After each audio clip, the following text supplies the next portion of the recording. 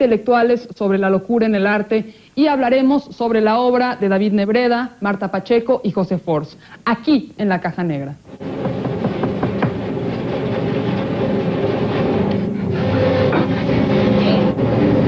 I can't get out. Little pigs, let me come in.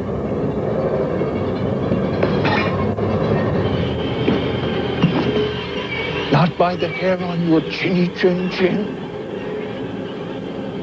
Then I'll huff, and I'll blow your house in.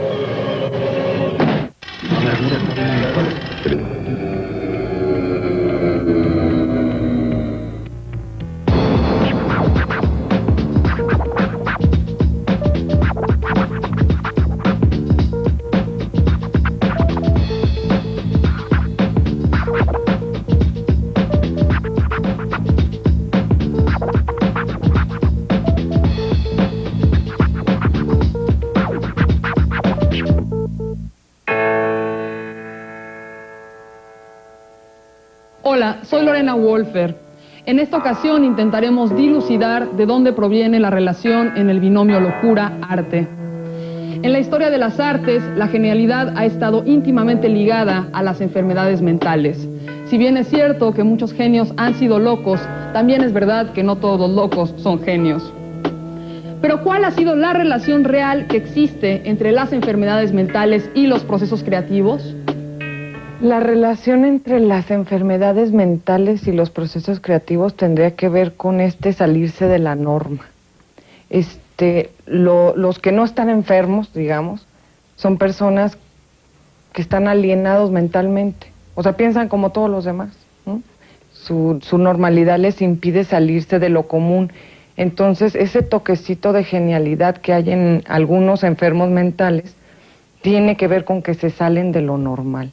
La locura en las letras ha sido un mito probablemente desde los orígenes de la literatura. Hay quien propone que había en Shakespeare un toque de locura, pues de otro modo no habría podido contar todo lo que contó. Ahora bien, ¿qué es la locura? Porque Chesterton, el escritor, decía que un loco es todo menos un hombre que ha perdido la razón. Entonces, digamos, si consideramos la locura como ese momento en el cual nos despegamos, es decir, nos alejamos de las percepciones naturales y normales que imponen las distintas sociedades de su tiempo, entonces todo gran artista tiene un toque de locura. Increíblemente, hoy el mito del artista loco sigue fascinando al público. Quizás porque desde que el artista se volvió fascinante para la psiquiatría, la cantidad de ensayos y estudios sobre ellos solo han inflamado la curiosidad y el romanticismo. Por un lado está esto de la sublimación, ¿no? Que Freud inventó ese concepto para hablar de la creación de un nuevo objeto. Eso sería la sublimación. Cuando usas esta energía sexual para crear un nuevo objeto, y ese objeto casi siempre acaba llamándose arte. Que así como tenemos casos excepcionales como Dalí, que está loco y que podemos ver que sublima claramente, también hay personas muy sanas que pueden sublimar. O sea, la sublimación de hecho es un proceso muy complejo que una persona muy común pues no alcanza con tanto éxito como estas personas excepcionales, pero no necesariamente enfermas. ¿Pero qué opinan los artistas e intelectuales contemporáneos sobre la locura? ¿Cómo la definen? La locura, por otra parte, ha servido para producir grandes obras pictóricas, grandes obras literarias y, creo, y sobre todo, grandes obras musicales. Si uno oye el concierto de Brandenburgo número 6 de Bach, no puede sino pensar que hay un toque de locura extraordinaria. Si uno lee los poemas de Hölderlin, no puede sino pensar que hay un toque de un desfasamiento que podría recibir el nombre de locura. Sin embargo, no creo que, digamos, definida la locura no como un estado artístico, sino como un estado de alteración del yo, no creo que la locura por sí sola pueda producir una obra de arte. La locura sería la parte sana que tenemos todos los hombres y las mujeres en el mundo. Con esto quiero definir que la locura es una descripción normativa que implica estados de desprendimiento, de alejamiento respecto de lo que normalmente se sitúa como vida común, como vida sana, como salud. Y entonces a todo aquel que se desvía de esto se le considera un loco. La locura es una patología, y como cualquier patología, a mí se me hace que en vez de ayudar a que se desarrolle un pensamiento creativo, lo impide. Que haya habido gente muy enferma que además logró desarrollar ideas creativas, eso ya es otro asunto, pero en general es algo que impide. Y hay este gran mito de que los artistas son locos y que la creatividad de entrada es un tema que me da alergia. Máxime que mi mamá se suicidó, entonces yo conozco lo que es la enfermedad mental de cerca y sé que no es nada romántico, este concepto del siglo XIX romántico, del artista loco, que tiene que ser alcohólico, todas estas cosas, que es más que un mito. La locura también puede tener que ver con una libertad de pensamiento, ¿no? O sea, con la diferencia, que siempre de alguna manera es una amenaza. El arte actual se apoya en operaciones lógicas y procesos críticos muy específicos, y que a la gente pues le gustaría poder catalogar como locuras y no como algo que un ser pensante, lógico e inteligente está ejecutando, ¿no? En nuestra sociedad se trata, porque somos realmente como seres humanos, somos peligrosísimos, de tratar de que toda la gente pueda ser clasificada y ordenada y educada para funcionar dentro de lo que es la sociedad. Entonces, la gente que se distingue, que tiene ideas distintas, generalmente se le tacha como loco, o puede ser diferentes grados de locura, o disidentes, etcétera, etcétera. Una de las preguntas inescapables que surge es, ¿encasillar a los artistas dentro de la locura ha sido una estrategia para poder catalogarlos? No, yo no creo que al clasificar a los artistas o a nadie como locos se le esté aceptando, más bien se le está excluyendo. Donde creo que es un espacio para confusión es, por ejemplo, con el trabajo artístico, el trabajo manual que hacen los enfermos mentales o que hacen los niños, por ejemplo. Todo el mundo puede hacer trabajo artístico y trabajo manual, de la misma manera que todo el mundo puede hacer ejercicio, pero yo creo que ya el trabajo artístico, como el deporte profesional, son otros planos a los que se lleva este trabajo. Cuando el Estado o la sociedad califican de locos a algunos artistas, por supuesto que lo hacen con un ánimo peyorativo y a partir de una visión prejuiciada, ¿no? Porque pues se ha tenido la idea siempre de que el loco, el artista, el creador es un ser improductivo en términos económicos, es alguien que no deja plusvalía en la sociedad. Pero pensando en obras tan cliché como aquel autorretrato de Van Gogh con la oreja cortada, ¿qué papel han jugado los propios artistas en la construcción de este mito? Ha habido una larga y muy apasionante construcción de un personaje, y ese personaje es el poeta. En los términos del imaginario más popular, al poeta se le asocia como un hombre taciturno, introspectivo, pero es que efectivamente lo fue en algún momento. Es decir, el poeta surge en algún momento de la historia de la literatura, quisiera fecharlo entre 1840 y finales de siglo, como un personaje que se opone a la realidad por sí misma y que intenta captarla de muchos modos. No en balde la imagen del poeta sugiere a un hombre pálido. Muchas veces se polveaban los poetas románticos y los poetas simbolistas, tanto en Francia como en México, porque querían dar una imagen nocturna de ellos mismos. Cuando empezaba a estudiar a todas las artistas que podían ser mis modelos, y si no era Celia Calderón, que se suicidó en un salón en San Carlos, era Nahui Olin, que ya de artista vieja se la pasaba recogiendo gatos y con los gatos muertos, los que se le iban muriendo hacia una cobija, esta idea como de locura, o Frida Kahlo, que sufrió hasta la locura. Digo, yo la verdad es que yo no quiero ser artista de esas, ¿no? Yo como mi modelo es alguien como Helen Escobedo, que es una artista ya mayor, que es una artista feliz, que es exitosa, que hace lo que quiere, que tiene amor, que tiene su familia. Siempre es como este mito extraño, ¿no? Especialmente en el caso de las mujeres, se ha fomentado a lo mejor para que no se dedique la gente al arte, yo no sé. Veamos ahora nuestra primera evidencia.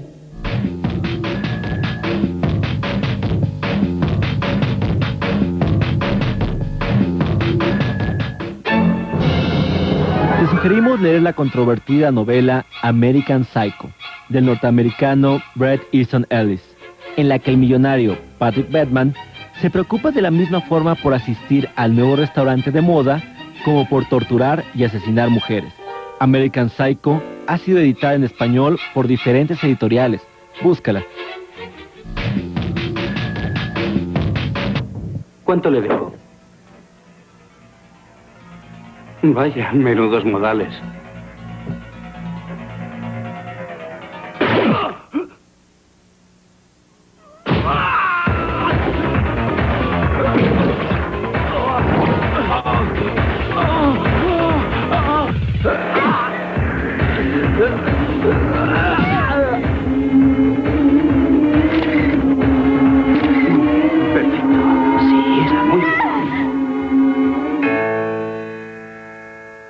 El fotógrafo español David Nebreda pasó años sin salir de su casa en Madrid, donde hoy vive solo. A los 19 años fue diagnosticado con esquizofrenia y ha sido internado en hospitales psiquiátricos en numerosas ocasiones.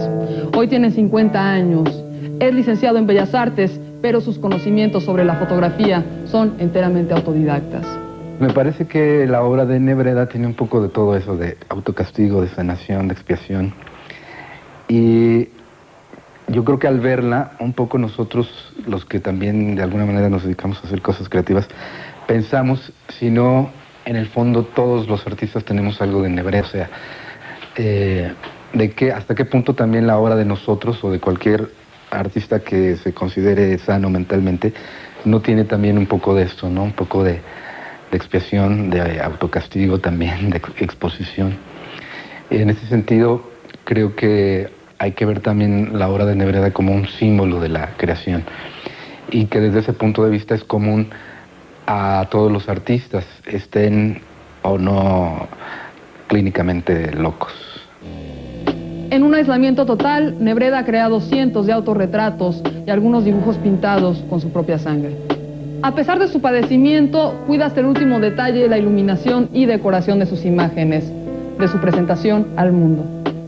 Me parece que sí hay una línea delgada entre la genialidad y la locura, pero cuando uno ve la obra de Nebreda resulta claro que él tiene un tipo de lucidez para realizar su obra, tiene un dominio de su oficio, aun cuando este oficio lo haya adquirido de manera empírica o como sea.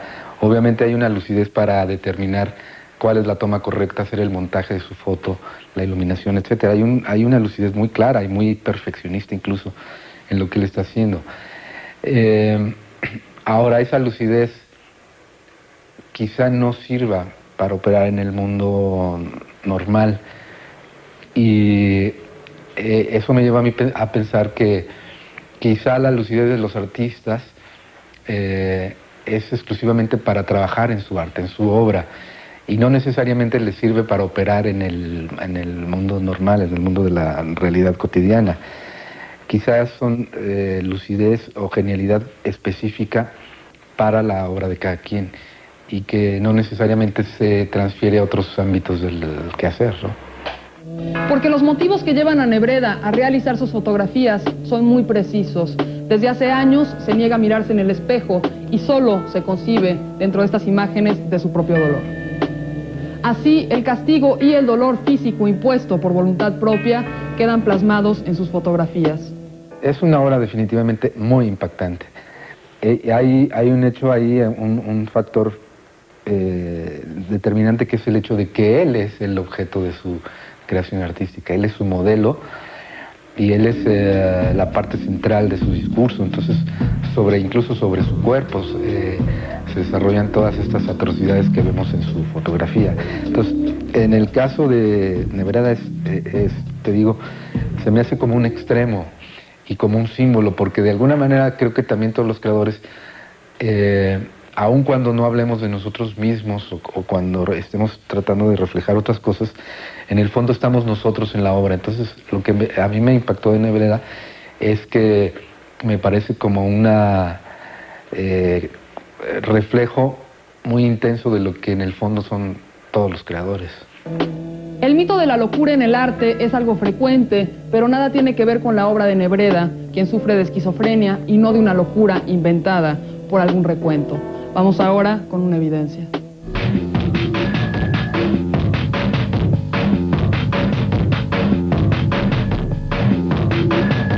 Oh my God, and you're drunk. No. Do here. You need to get cleaned up. Siempre se ha confundido la excentricidad o la novedad con la locura. Este fue el caso del controvertido pintor norteamericano Jackson Pollock, quien con su audaz propuesta pictórica sorprendió a la cándida sociedad estadounidense de los 50. Ed Harris llevó al cine la biografía del pintor en la cinta Pollock. No te la pierdas. Don't stipulate, baby.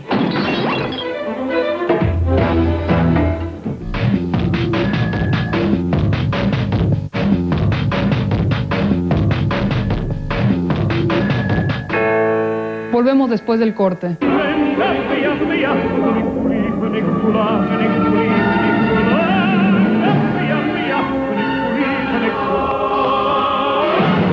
Charles! Gina! It's great to see you here. Deborah! Deborah!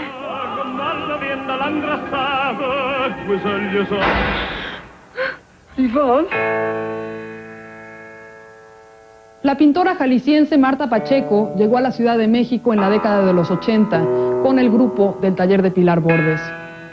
Más tarde sería precisamente en la Ciudad de México donde se internaría en un instituto psiquiátrico buscando controlar una crisis maníaco-depresiva aguda. Pues es que se vuelve más lento el trabajo, pues significa más lana, más inversión, más pagar medicinas, X. Padecer el síndrome maníaco-depresivo no era el único problema de Pacheco. En ocasiones también padecía delirios paranoides y esquizoides.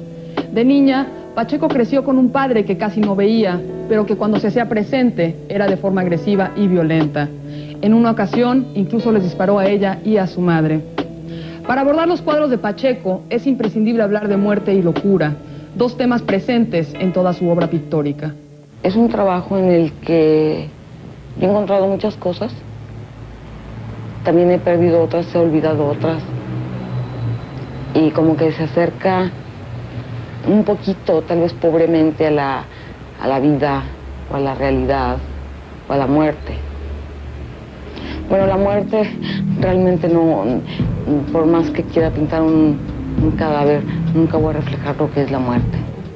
En su trabajo más reciente, ¿Quién tiene la razón?, Marta Pacheco confronta y retrata, con su lucidez característica, la visión de psiquiatras y enfermos mentales. Y es como un poco de humor porque, digo, ¿quién tiene la razón? No existe ni la locura completa ni la cordura completa. Todos tenemos un poco de locura, todos tenemos un poco de cordura o de razón. Pero nunca una sola gente va a tener toda la razón, nunca. El caso de José Force fue diferente. Si bien la tristeza no puede ser diagnosticada como locura, sí puede producir episodios que sumergen a quienes la padecen en desesperación y angustia. He tenido varias épocas oscuras en mi vida. Yo creo que la más oscura fue hace 4 años, que fue... yo tuve un fuerte problema con el alcohol y pues fue la época donde toqué fondo. Pues en esa época depresiva más bien no hubo mucha producción que digamos, como te decía, el alcohol me quitaba todo el tiempo del mundo y yo sentía que no podía hacer música y pintura a la vez, pero pues ya ahora me doy cuenta que sí lo puedo hacer, ¿no? Yo creo que con una vida más disciplinada, más organizada, pues he logrado combinar las dos cosas sin problemas. Force nació en La Habana. En 1960 emigró con su familia hacia los Estados Unidos, como tantos otros que no estaban de acuerdo con el nuevo régimen cubano. Su vida artística ha estado dividida entre la música y la pintura. En ambos proyectos sus reflexiones siempre son irónicas y desesperanzadas. Yo creo que hay que vivir la tristeza, ¿no? Pero no hay que quedarse nadando en ella toda la vida, ¿no? Yo creo que hay que meterse, llegar al fondo de esa tristeza, de los porqués de esa tristeza. Creo que hay que realmente vivirlas y tratar de entenderlas y tratar de entender por qué llegamos a ese punto de una tristeza tan abrumadora, ¿no? Vamos ahora con nuestra última evidencia.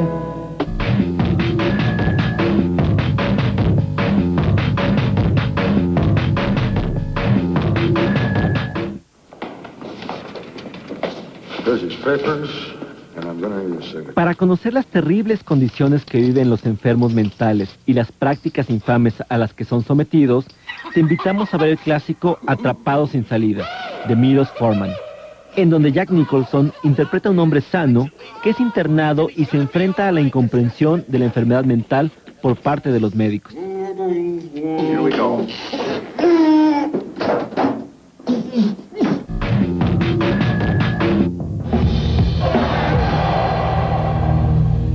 We cook your meals. We haul your trash. We connect your calls. We fix your cars. We guard you while you sleep. Gentlemen, welcome to Fight Club.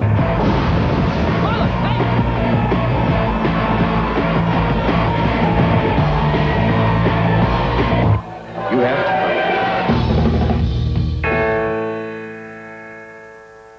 Los parámetros conductuales impuestos por la sociedad cada vez excluyen más a individuos con ideas y reflexiones propias.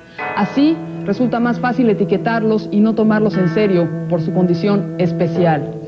Es claro que la locura en el arte obedece a un mito, como también es un mito que las conductas dictadas por el establishment son sinónimo de salud mental. Artistas como Force, Pacheco y Nebreda nos ofrecen la oportunidad de entrar en sus mundos y reflexionar sobre otras realidades sin prejuicios e imposiciones sociales. Después de todo, ¿quién decide qué es normal y a qué obedecen estas definiciones? Soy Lorena Wolfer y los espero la semana entrante para abrir otra caja negra.